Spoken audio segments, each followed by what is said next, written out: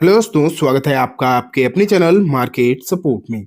दोस्तों, आज की इस वीडियो में हम बात करने वाले हैं बजाज हाउसिंग फाइनेंस के बारे में।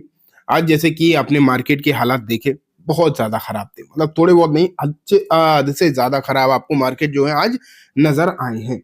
लेकिन ये हमने देखा है क्लियर कट कि इस सिचुएशन में बजाज हाउसिंग जो शेयर था वो भी अच्छा खासा आपको डाउन ही होता हुआ देखने को मिला। अब इन सब चीजों में कुछ अच्छी भी चीज है क्या? डेफिनेटली। बाकियों का तो पता नहीं, लेकिन कुछ शेयर्स के लिए एक बेहतरीन खबर जो है निकल कर आई है। एंड उसमें अगर आप देखोगे तो बजाज हाउसिंग फाइनेंस का शेयर भी नजर आ रहा है। आज की इस वीडियो में हम इसी के बारे में डिस्कस करेंगे कि आखिरकार क्या खबर जो है इस काउंटर को लेकर निकल कर आई है, जिसका अच्छा खासा इम्पैक्ट जो है इस पर पड़ सकता है आने वाले समय में। ठीक है, स्टार्ट करते हैं दोस्तों। मैं सबसे पहले आपके सामने इसका फ्रंट पेज रख देता हूँ, फिर उसके बाद वहीं से हम चीज़ों को देखना स्टार्ट करेंगे। 1 सेकेंड, ये देखिए आपके सामने है 122 रुपये 59 पैसे पर ये काउंटर जो है आज लगभग लगभग बंद होता हुआ नजर आया भी है।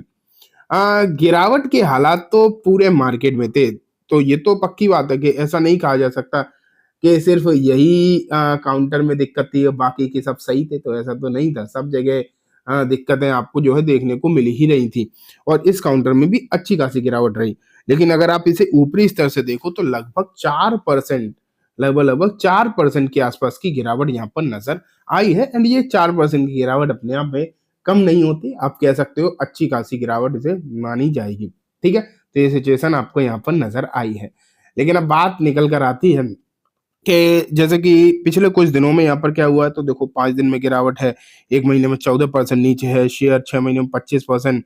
एंड 1 साल में अगर हम देखें तो 25%, मतलब जब से इसकी लिस्टिंग हुई तब से 25-30% ऊपरी स्तर से, तो ये शेयर लगभग 35% नीचे है। तो ये सिचुएशन आप कह सकते हो यहाँ पर आपको फिलहाल के समय पर नजर आ रही है। लेकिन अब आगे की स्थिति क्या रहेगी? क्योंकि ना एक खबर निकल कर आई थी अभी 2-4 दिन पहले कोटक इंस्टीट्यूशंस की तरफ से। कोटक ने कहा ये था कि ये जो काउंटर रहेगा पर्टिकुलरली यहाँ पर आपको आने वाले कुछ समय में गिरावट का माहौल देखने को मिल सकता है। ये कोटक की तरफ से बेसिकली खबर निकल कर आई थी और साफ-साफ उन्होंने कहा था कि यहाँ पर गिरावट हो सकती है और गिरावट भी उन्होंने जो बताई थी वो ठीक-ठाक बताई थी। कितनी बताई थी कि 100 रुपए तक ये काउंटर जो है जा सकता है। इस तरीके की जो है खबरें निकल कर आई थी। एंड जब ये खबरें निकल कर आई कि काउंटर जो है 100 रुपए तक जा सकता है, तो इन्वेस्टर्स को प्रॉब्लम तो डेफिनेटली हुई, इसमें तो कोई भी डाउट है नहीं। लेकिन अब ये भी डाउट होने लगा कि यहाँ से क्या और नीचे जाएगा या फिर कोटक की जो रिपोर्ट है वो बस यूं ही है।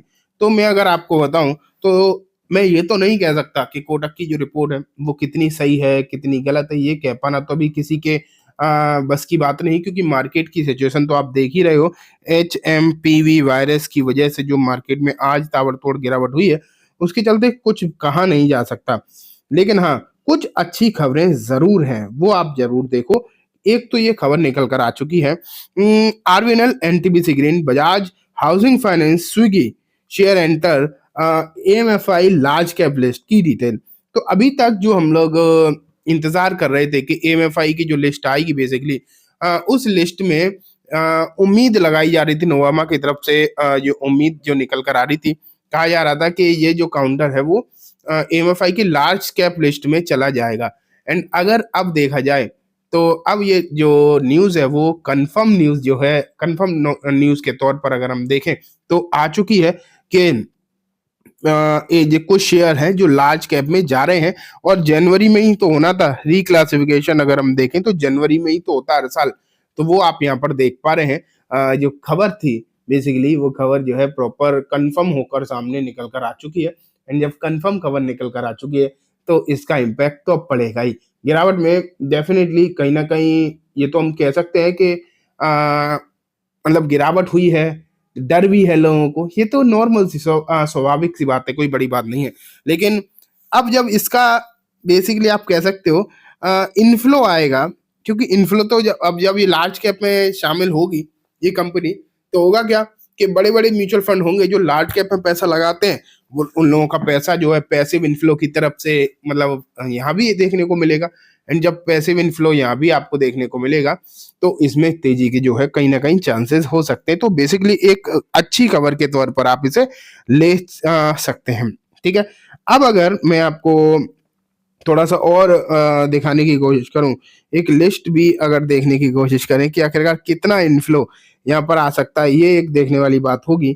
तो 1 सेकेंड दोस्तों, अभी ये तो नहीं निकल कर आ रही है एक चीजें क्लियरली कि कितना इनफ्लो आएगा, लेकिन हाँ, कौन कौन से शेयर्स हैं वो आप जरूर यहाँ पर देख पा रहे हैं। जो लार्ज कैप में शामिल होंगे उनमें CG power, RBNL, ICICI Pru, Polycab, Indus tower, Cummins and Info Edge, ये जो ऑलरेडी है मार्केट में मिड कैप कैटेगरी में, ये बढ़कर जो है लार्ज कैप हो जाएंगे। ठीक है।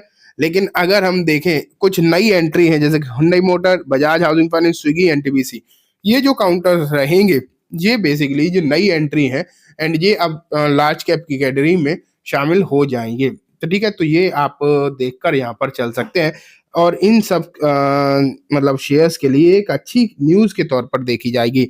वहीं अगर हम कुछ देखें जो मिड कैप में जाएंगे स्मॉल कैप से, ये आपको शेयर्स देखने को मिल रहे हैं। लिस्ट है पूरी, अगर आप चाहो तो वीडियो को रोक कर, वीडियो को पॉज कर कर पढ़ सकते हो बेसिकली यहाँ पर क्या है। और कुछ शेयर्स हैं और भी हैं जिनकी लिस्ट अब यह है कि आप इस तरीके से अगर आप चाहो वीडियो को पॉज करके और चीज़ें भी देख सकते हो, लेकिन रिक्लासिफिकेशन हो रहा है तो रिक्लासिफिकेशन में कुछ बदलेंगे अपनी कैटेगरी, जो कुछ मिड मतलब लार्ज में जाएंगे, कुछ मिड में जाएंगे, कुछ स्मॉल में जाएंगे, और कुछ की तो डाउनफॉल भी तो होगा। ऐसा थोड़ी कि सब ऊपर ही ऊपर जाएंगे। बहुत सारे जब मतलब लार्ज कैप में जा रहे, कुछ ऐसे भी होंगे लार्ज कैप जो घट के मिड में जाएंगे, फिर मिड भी ऐसे होंगे जो घटकर स्मॉल में जाएंगे, कुछ ऐसे भी होंगे जो स्मॉल से निकल के किसी भी मतलब उसमें माइक्रो में ही हो जाएंगे बिल्कुल।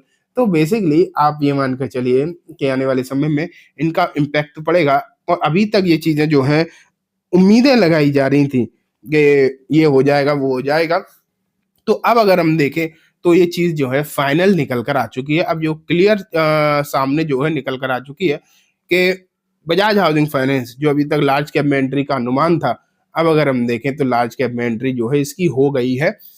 एमएफआई ने जो है कंफर्म न्यूज जो है यहाँ पर दे दी है, तो ये डेफिनेटली एक अच्छी खबर है।